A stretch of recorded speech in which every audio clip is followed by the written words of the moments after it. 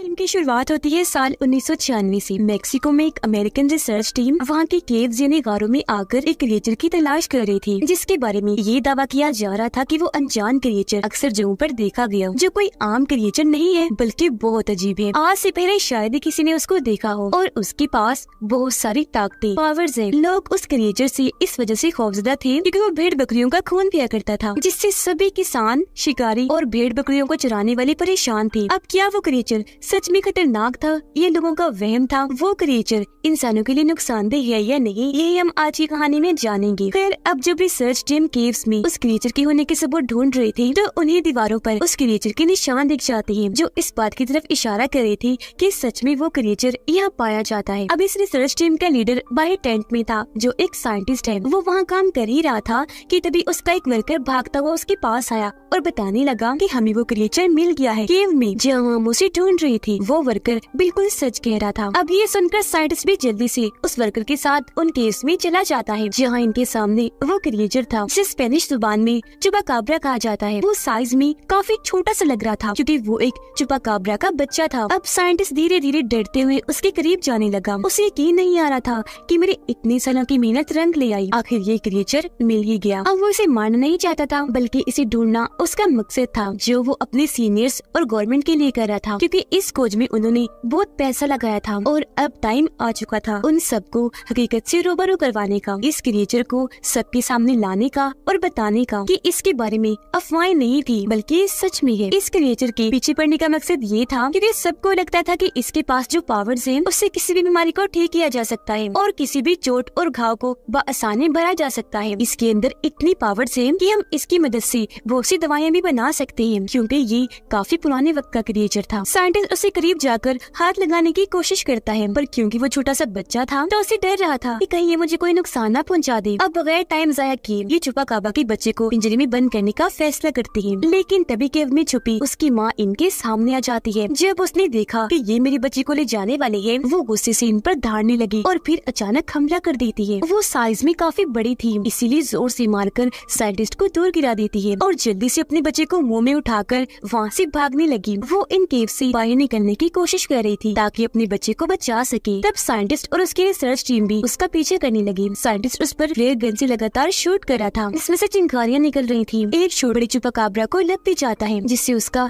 एक पंख जल गया, वो जख्मी हो गई। यहाँ हम सही से इस क्रिएचर को देख पाते हैं। ये दिखने में टाइगर और शेर जैसा था, लेकिन इसके पंख भी थे जिनकी मदद से ये उड़ सकती थी। लेकिन अब क्योंकि साइंटिस्ट ने उसका एक पर जख्मी कर दिया था, तो अब उड़ने में उसे काफी मुश्किल पेश आ रही थी, इसीलिए वो बस भागती ही जा रही थी, जबकि साइंटिस्ट अपनी टीम के साथ लगातार उसके पीछे अपनी गाड़ी भगा रहा था, क्योंकि वो हर हाल में इसे पकड़ना चाहते थे। अब ये चुपाकाब्रा बहुत चालाक क्रिएचर था। वो अपने बच्चे को लेकर जब सड़क पार कर रही थी कि तभी एक गाड़ी उसे जोर से आकर टक्कर मार देती है, जिससे चुपाकाब्रा दूर जाके गिरती है, जिससे माँ और बच्चा दोनों अलग अलग जाके गिरते हैं। अब बच्चे को तो कुछ नहीं हुआ, पर माँ और जख्मी हो गई। उसका एक पंख बुरी तरह से टूट गया। और रिसर्च टीम अभी तक इनके पीछे लगी हुई थी, और क्योंकि लाख कोशिशों के बाद भी ये उनसे नहीं बच पाई, इसलिए चुपाकाब्रा को एक आइडिया आया और वो अपने बच्चे को वहीं एक महफूज जगह पर छोड़कर दूसरी जगह पर चली जाती है और वहाँ रिसर्च टीम की गाड़ियों के सामने आकर जोर से चिल्लाने लगी, उनका ध्यान अपनी तरफ करने के लिए। और जैसे सबका ध्यान उसकी तरफ हुआ, वो भागकर उन्हें दूसरी जगह पर ले गई ताकि ये लोग उसके बच्चे से दूर हो जाएं, जो उसके बच्चे को नुकसान पहुंचा सकते हैं। अब साइंटिस्ट इस कामयाबी से खुश हो रहा था, पर अभी उसने ये चीज साबित नहीं की थी, जिससे साफ जाहिर है कि कोई भी उसकी बातों का ऐसे यकीन करने वाला नहीं था। उसके लिए इसे वो क्रिएचर चाहिए था, लेकिन उसे वहाँ कुछ नाखून और पर मिल जाते हैं, जिन्हें वो अपने पास ही रख लेता है। अब यहाँ से सीन शिफ्ट होकर जाता है कैंसस शहर के एक स्कूल में, जहाँ हम एलेक्स नाम के एक बच्चे को देखते हैं, जिस कहानी का मेन कैरेक्टर है। वो लंच टाइम पर जब खाना खा रहा था, तो एक लड़का आकर उसे परेशान करने लगा, पर फिर वो लड़का खुद ही चुपचाप एलेक्स के पास आकर बैठ जाता है। उसका मूड खराब था, इसे देखने से साफ लग रहा था कि एलेक्स किसी वजह से खुश नहीं है। स्कूल खत्म होने के बाद जब वो घर आया, तो उसका अपनी मॉम से भी झगड़ा हो जाता है, क्योंकि ना उसे स्पेनिश और ना ही मेक्सिको की जुबान पसंद थी, और यहाँ उसकी मॉम ये दो जुबानें उसे सीखने को कह रही थी, जिसके लिए वो वो मना कर रहा था। अब यही वजह थी कि क्लास के सभी बच्चे उसे अक्सर परेशान किया करते थे, क्योंकि एलेक्स रहने वाला यही का था, पर उसे यहाँ की जुबान नहीं आती थी। एलेक्स के डैड की कैंसर की वजह से मौत हो चुकी थी। जब से ही वो खुद को अकेला महसूस करने लगा और हर वक्त बस उदास रहा करता था। उसकी मॉम उसे सलाह देती है कि कुछ दिन के लिए मेक्सिको चले जाओ, ताकि अपनी फैमिली के बारे में तुम जान सको, क्योंकि वहाँ तुम्हारे दादा हैं और आज से पहले तुम वहाँ गए भी नहीं हो। अब एलेक्स वहाँ जाना तो नहीं चाहता था, पर अपनी मॉम की खातिर उसे जाना ही पड़ता है। वो जब एयरपोर्ट पर पहुंचा तो वहाँ उसकी दादा उसे लेने आई थी, जो आते ही उसके गले से लग जाते हैं। उसके साथ हंसी मजाक करने लगे, क्योंकि वो काफी मजाकिया थी। खुश वो इसलिए थी क्योंकि आज पहली बार वो उससे मिल रहे थे। अब हालांकि एलेक्स भी पहली बार ही उनसे मिला था, लेकिन वो हमेशा की तरह उदास ही था, ज्यादा खुश दिखाई नहीं दे रहा था। रास्ते में उसकी दादा बार बार एलेक्स से बात करने की कोशिश करने लगी, पर बहुत जल्द उन्हें पता चल जाता है कि अपने डैड के गुजर जाने के बाद से ही वो उदास परेशान रहने लगा है। और तो और उसे स्पेनिश जुबान भी नहीं आती, क्योंकि उसे कोई दिलचस्पी थी ही नहीं, उसने कभी सीखनी ही नहीं चाहिए। यह उसकी दादा फिर भी उसका मूड ठीक करने के लिए बातें करने लगी। उसे बताते हैं कि मैं एक गांव में रहता हूँ, जहाँ तुम्हारे 2 कजिन्स भी आए हुए हैं, जो तुम्हारे साथ वक्त गुजारेंगे, खेलेंगे, ताकि उनमें तुम घुल मिल सको, तुम्हारा दिल बहल जाए। घर आते ही एलेक्स सबसे पहले अपनी कजिन से मिलता है, जिसे सिर्फ स्पेनिश जुबान ही बोलने आती थी। उसने एक मास्क पहना हुआ था और पीछे कपड़ा लपेटा हुआ था, जो देखने से लग रहा था कि वो किसी सुपर हीरो जैसा बनकर खेल रहा है। फिर जल्दी हम जान पाए कि वो मास्क और कपड़ा उनके दादा का है, कि वो एक काफी अच्छी और मशहूर रेसलर हुआ करती थी। अब यहाँ एलेक्स अपनी दूसरी कजिन से भी मिलता है, जो उसे घर में पड़े बहुत सारे मास्क, रेसलर वाले कपड़े दिखाती है और उसके दादाजी की जीती हुई ट्रॉफीज भी। फिर उसे टीवी पर दादाजी की वीडियो दिखाती है, जिससे यहाँ एलेक्स को भी पता चल गया था कि मेरी दादाजी अपने वक्त की बहुत अच्छी रेसलर हुआ करती थी। वो इतनी मशहूर और बहादुर थी कि उन्होंने बहुत सारी लड़ाइयाँ जीती, पर एक दिन उनके दुश्मन ने जोर से उन्हें उठाकर रिंग से बाहर फेंक दिया, इन्हें जहाँ रेसलिंग होती है, जिससे वो फौरन बेहोश हो गयी।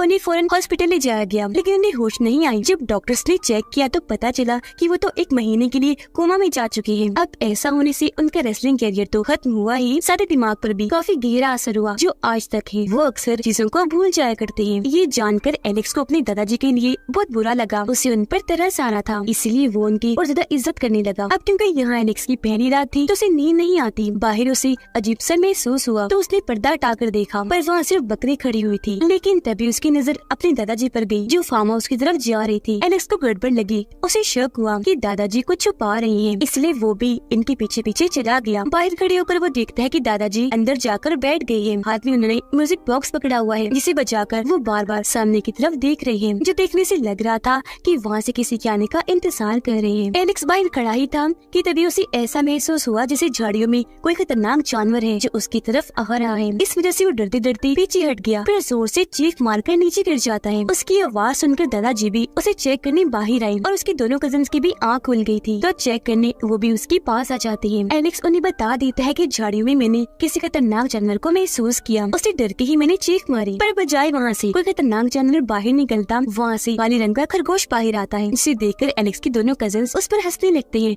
उसका मजाक बनाने लगे, ये कहते हुए कि तुम कितने डरपोक हो, एक खरगोश से डर गए। उसके दादाजी पूछने लगी, एलेक्स बताओ सच कि तुमने उसे ही देखा था वहाँ? अब ये सुनकर एलेक्स को अपने दादाजी पर और शक होने लगा कि सच में दादाजी कुछ छुपा रहे हैं। वो यहाँ खरगोश की बजाय किसी और जानवर की उम्मीद लगाकर बैठे थे कि यहाँ वो होगा। उधर साइंटिस्ट को भी अपने सीनियर्स और गवर्नमेंट की तरफ से आखिरी वार्निंग मिल चुकी थी कि अगर उसने जल्द वो जानवर या उसके होने का कोई सबूत ना दिखाया तो उसका ये प्रोजेक्ट हमेशा के लिए बंद कर दिया जाएगा। अगली सुबह जब एलेक्स की आंख खुलती है तो उसके साथ बिस्तर पर वही चुपाकाब्रा क्रिएचर था, पर वो एलेक्स को नुकसान नहीं पहुंचा रहा था, बस आराम से उसकी चादर के ऊपर बैठा हुआ था। पर ऐसे अचानक उसे देखकर एलेक्स चौंक गया, और क्योंकि वो थोड़ा सा भयानक था तो एलेक्स काफी डर जाता है, एकदम से पीछे हट गया। उसके ऐसे करने से चुपा भी काफी डर गया, वो भी कूदकर पीछे हटने लगा। फिर भागने के लिए वो चीजों पर कूदता हुआ खिड़की से बाहर भाग गया। ऐसा होने से वहाँ काफी तोड़फोड़ मच गई, जो देखकर एलेक्स का कजिन वहाँ आ गया देखने की क्या हुआ। एलेक्स खिड़की से बाहर झांकता है, ये देखने के लिए कि आखिर वो छुपा क्रिएचर कहाँ भागा होगा, पर बाहर वो तो दिखाई नहीं देता, बल्कि वहाँ एलेक्स की कजिन बैठी थी। उसने हेडफोन्स लगाए हुए थे, तो थोड़ी देर पहले किया हुआ उसने कुछ भी नहीं सुना। एलेक्स सोचता है कि अगर मैंने इसे कुछ बताया तो ये दोबारा से मेरा मजाक बनाएगी, मुझ पर हंसेगी, तो वो बगैर कुछ बताए उसके पास आकर बैठ जाता है, क्योंकि उसे बहुत बुरा लगना था अगर कोई उसे पागल कह देता। यहाँ उसकी कजिन कहती है कि दादाजी गायब है, हमें उन्हें ढूंढना चाहिए, इसलिए अभी तीनों बच्चे बाजार जाती है उन्हें ढूंढने। ढूंढी, पर काफी ढूंढने के बाद भी दादाजी यहाँ नहीं मिलते। अब गाड़ी के जरिए जब ये बच्चे घर जा रहे थे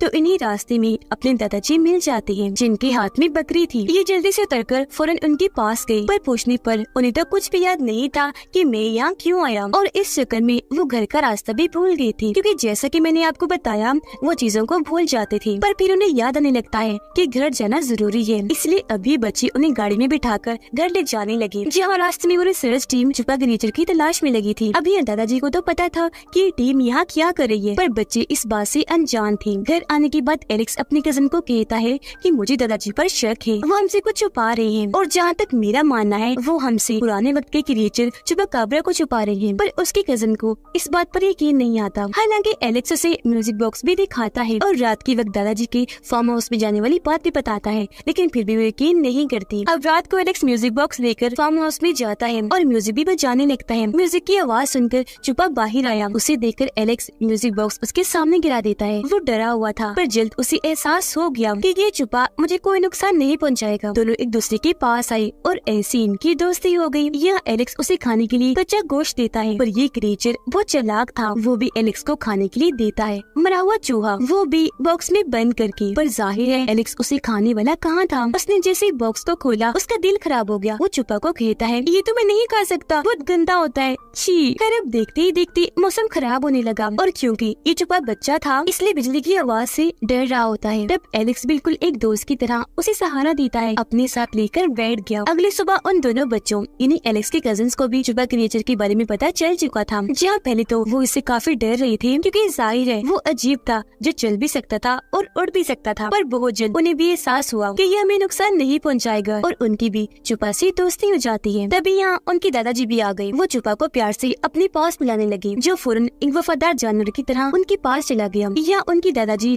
सच बताने लगे कि कुछ दिन पहले रात को जब मैं घर आ रहा था तो इसकी माँ मेरी गाड़ी से आकर टकरा गई, जिससे हम समझ पाए कि उस दिन टक्कर मारने वाली गाड़ी इनकी थी, न कि रिसर्च टीम की थी। आगे वो कहते हैं कि मुझे लगा कोई आम जानवर होगा, इसलिए मैं नजरअंदाज करके आगे बढ़ गया। पर जब मैं घर के करीब पहुंचा तो मुझे ये मिला, क्योंकि इसकी मोम कहीं और जा चुकी थी और ये बेचारा मेरा पीछे करते करते घर तक आ गया। मैं इसे देखते ही समझ गया कि ये डरा हुआ है और ये मेरे लिए नुकसानदेह भी नहीं, तो मैं इसे अपने घर ले आया। फिर मुझे पता चला कि वो रिसर्च टीम इसे ही ढूंढ रही है। मुझे फिक्र हुई कि अगर ये उनके हाथ लग गया तो वो इसे नुकसान पहुंचाएंगे, क्योंकि इस पर बाद में कुछ एक्सपेरिमेंट्स तजुर्बे किए जाने हैं। तो मैंने इसकी जान बचाने के लिए इसे यहाँ रख लिया। ये जानकर बच्चों को भी चुपा पर तरस आया और तभी से वो इसका ख्याल रखने लगी। लेकिन बदकिस्मती से एक दिन इनके घर साइंटिस्ट और उसका एक साथी आते हैं। असल में जब दादाजी की गाड़ी से चुपाकाब्रा टकराई थी तो उनकी नंबर प्लेट वही सड़क पर ही गिर गई थी। इसे दिखाकर साइंटिस्ट कहता है कि आपकी ही है ना, क्योंकि मैंने पता लगवा लिया है और अब मुझे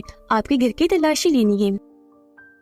पर दादाजी बगैर डरे उसे साफ साफ मना कर देते हैं कि कभी नहीं, मैं तुम्हें इसकी इजाजत नहीं दूंगा, और उसे धमका कर यहाँ से भगा देते हैं। एलेक्स और चुपा की दोस्ती गहरी होती जा रही थी, पर क्योंकि वो बच्चा था और डरा हुआ भी था, इसलिए फिलहाल उसे उड़ना नहीं आ रहा था, क्योंकि वो हिम्मत नहीं कर पा रहा था। तब यहाँ उसकी मदद एलेक्स का कजन करता है। वो छत पर ले जाकर उसे उड़ना सिखाता है और बार बार उसे ट्रेनिंग देता है कि कैसे उड़ा जाता है। अब यह एलेक्स को भी देखने से साफ साफ लग रहा था कि अब वो खुश है। यहाँ आकर उसे काफी अच्छा लग रहा है, क्योंकि अब उसे इतना मेरा दोस्त जो मिल गया था और साथ में इतने अच्छे दादाजी और कजन्स भी। फिर एक दिन दादाजी उसे उसके डैड के बारे में बताने लगी कि जब मैंने रेसलिंग छोड़ दी तो मैंने वो तुम्हारे डैड को सिखाई। वो मेरा बेटा होने के साथ साथ मेरा काफी ज़हीन शागिर्द भी था। पर फिर एक दिन उसे तुम्हारी मॉम मिल गई, उसने शादी कर ली, तो तब से उसने रेसलिंग को छोड़ दिया था। अपने डैड की ये बातें सुनकर एलेक्स को बहुत बुरा लग रहा था, जिससे उसके दादाजी भी अंदाजा लगा रहे थे कि एलेक्स के अंदर बहुत गुस्सा भरा है, जिसे अंदर ही अंदर लेकर घुट घुट कर वो अपनी जिंदगी गुजार रहा है। तो फैसला करते हैं कि मैं इसका गुस्सा निकलवा कर इसे नॉर्मल कर दूंगा, जिस मकसद के लिए वो उसके साथ कुश्ती लड़ती है, और उसे लड़ने के लिए उकसाने लगी ताकि वो अपनी कुश्ती लड़कर अपना गुस्सा और भड़ास निकाल ले। लेकिन क्योंकि वो उसके दादा थे तो वो उन पर हाथ नहीं उठाना चाहता था। पर आखिर में जब उसके दादाजी बात नहीं मानते तो उसे गुस्सा आ गया। वो उनसे कुश्ती लड़कर उन्हें रिंग से बाई धक्का दे देता है। वो इतने जोर के गिरते हैं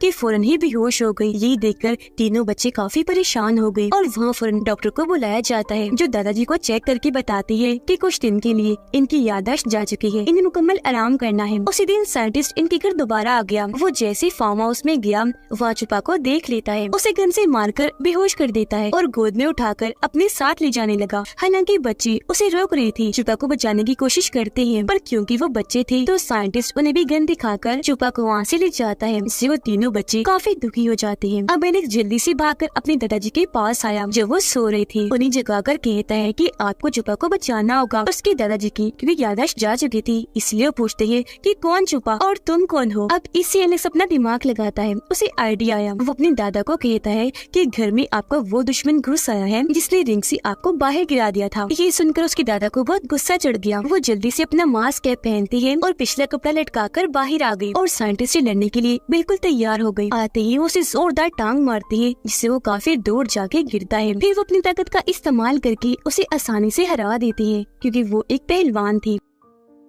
ऐसा करने के बाद ये सब बाहर आए और साइंटिस्ट की गाड़ी में बैठकर यहाँ से भाग जाते हैं, क्योंकि गाड़ी में उसने पहले छुपा को रख दिया था। ये देखकर साइंटिस्ट जल्दी से अपनी टीम को इस बारे में खबर करता है। वो लोग गाड़ी में बैठकर काफी खुश हो रहे थे, क्योंकि अब वो छुपा को उसके घर छोड़कर आने वाले थे, जहाँ उसकी पूरी फैमिली होगी। एलेक्स अपने दादा से पूछता है कि आपने इसकी मोम को किस तरफ जाते हुए देखा था, क्योंकि उसकी मोम जहाँ गई होगी वहाँ इसका घर होगा, तो हम इसे भी वहीं ले जाएंगे। पर जाहिर सी बात है, हमेशा की तरह उसके दादाजी ये बात भी भूल गए थे। ये लोग छुपा को प्यार करने लगे। फिर जैसे गाड़ी से उतरते हैं, छुपा खुद ही दूर भागने लगता है। इसे देख ये लोग भी उसके पीछे पीछे भागने लगे, क्योंकि ये समझ गए थे कि छुपा अपने घर का रास्ता जानता है और उसी तरफ भाग रहा है। छुपा के बिल्कुल पीछे एलेक्स था। ये दोनों भागते भागते एक गहरी खाई के पास आ जाते हैं, जिसके ऊपर लोहे का मोटा सा पाइप लगाया गया था। अब क्योंकि छुपा उड़ने से डरता था, इसलिए वो उड़ के आगे नहीं जाता, बल्कि पाइप के जरिए ही आगे बढ़ने लगा। तब वो उसे जाता हुआ देखकर बाय बाय करने लगता है। अब पीछे जब एलेक्स खड़ा था तो तभी वहाँ टाइगर आ जाता है, जो एलेक्स पर हमला करने के लिए आगे बढ़ रहा था। इससे वो काफी डर गया और पाइप के ऊपर चढ़ना शुरू कर देता है। तभी यहाँ उसके दादाजी भी आ गए और क्योंकि काफी बहादुर थे, इसलिए टाइगर से लड़ने लगे। जैसे तैसे उसे वहाँ से भगा देते हैं। लेकिन जब एलेक्स वापस आने लगा तो पाइप टूट जाता है, इससे वो नीचे गिरने ही वाला था कि छोटी पाइप को पकड़ लेता है। अपने दोस्त को मुसीबत में देखकर छुपा वापस आया, एलेक्स को बचाने के लिए पाइप पर चढ़ने लगा, लेकिन वो पाइप भी टूट जाता है। पर खुशकिस्मती से छुपा ने अब उड़ना सीख लिया था, इसलिए अपने दोस्त की मदद वो ऐसे करता है कि एलेक्स उसकी दुम पकड़ लेता है। तब छुपा उसे उड़ाकर बाहर ले आता है और ऐसे एलेक्स की जान बचा लेता है। वो लोग एक दूसरे से मिलकर बहुत खुश हो जाते हैं। हंसी खुशी एक साथ खड़े ही थे कि तभी यहाँ साइंटिस्ट आ जाता है। वो छुपा को तीर मारकर उसे बेहोश कर देता है और बाकी सबको धमकाता है कि छोड़ो उसे, पीछे हट जाओ। इस बार दादाजी और बच्चे मजबूर थे, इसलिए ना चाहते हुए भी पीछे हट ही जाते हैं। साइंटिस्ट उन्हें तीर दिखाकर बेहोश छुपा को उठाता है और अपनी गाड़ी में लाकर रख देता है। अब जैसे वहाँ से जाने लगा, छोटे छुपा को बचाने के लिए वहाँ पूरी छुपा फैमिली आ जाती है, जो सारे ही उसकी गाड़ी पर एक साथ हमला कर देते हैं। गुस्से से उस पर धाड़ने लगे। ना गुस्सा आया कि अपने नाखूनों और पंजों से वो उसकी गाड़ी को तबाह करने लगे। ये देखकर दादाजी और बच्चे काफी खुश हो जाते हैं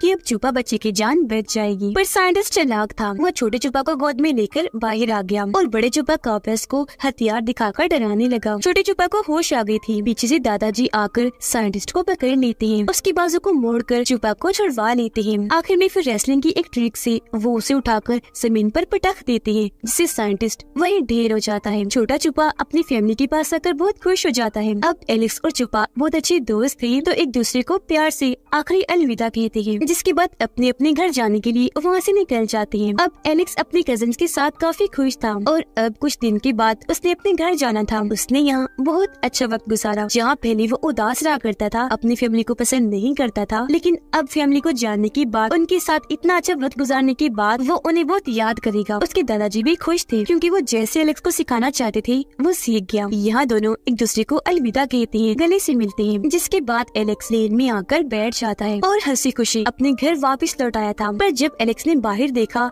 तो वहाँ छुपा हवा में उड़ रहा था, काफी खुश था। उसे उड़ने में बहुत मजा आ रहा था। उसे देखकर एलेक्स हैरान तो था, साथ में खुश भी, क्योंकि अब वो हमेशा आजाद जिंदगी गुजारेगा। यह छुपा ने अपनी दोस्ती का हक अदा किया। वो एलेक्स को अपनी झलक दिखाने आया था, जिससे दोनों दोस्ती बहुत खुश थे, क्योंकि दोस्ती चाहे जानवर की हो या इंसान की, अगर कोई निभाने वाला हो तो आप उसके साथ हमेशा खुशी महसूस करते हैं। इसी के साथ इस मूवी की कहानी यहीं पर खत्म हो जाती है।